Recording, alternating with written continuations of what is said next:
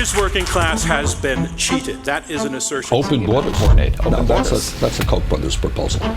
And the Democrats jumped right on board with the corporatists. They got in bed with Wall Street, military-industrial complex, the fossil fuels, Silicon Valley.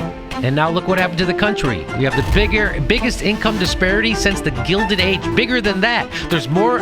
Expanded trade has thrown the working class into much more competition than they experienced before trade with lower wage countries took off. Can say is that as a country, we have to make a different set of choices because the choices we've made have hurt working people. Congressman, because I wouldn't know what to tell you to write. I don't know what to do about the depression and the inflation and the Russians and the crime in the street. All I know is that first, you've got to get mad. You've got to say, I'm a human being. God damn it. My life has value. Numerous press outlets have reported that tech companies in Silicon Valley were laying off workers in large numbers, and with this, an important question arises.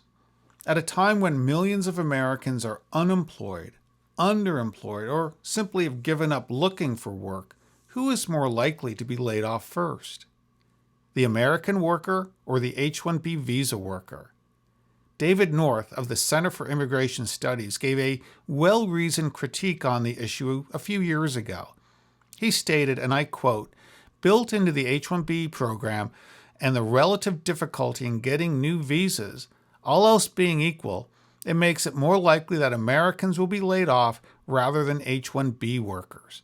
In cases where both are employed by the same firm, North provides a scenario in which an unbiased employer has a workforce composed of 10 H-1B workers and 10 American workers who are all doing pretty much the same work and paid in this hypothetical case about the same levels." Well, due to an economic crisis, the employer begins to experience a 10% loss in revenue, and though the employer can absorb half of that without a layoff, the employer feels the need to reduce his workforce by laying off one person. Who will the employer lay off, you ask? In all probability, it will be an American worker who gets laid off. Let's look at two workers, Sarah, a citizen, and Tammy, an H-1B worker. In the case of Sarah, she can be asked to work reduced hours, or she could be benched for a period of time, and she could be rehired after 90 days with minimal paperwork. Moreover, there are no travel costs associated with returning her to her country of origin. And lastly, she is eligible for unemployment. The scenario is a bit different for Tammy, the H-1B worker. By statute, her hours cannot be reduced. She cannot be benched for 60 days. She will require a new visa be issued, and the employer will incur legal fees to rehire her. The employer will have to pay for travel to her country of origin, and Tammy cannot collect unemployment insurance. This shows there is clear incentive to target American workers for layoffs while retaining the H-1B visa workers. It's imperative that the Biden administration suspend guest worker visa programs for at least a year. This way, employers don't follow the path of least resistance and lay off American workers as they have in the past.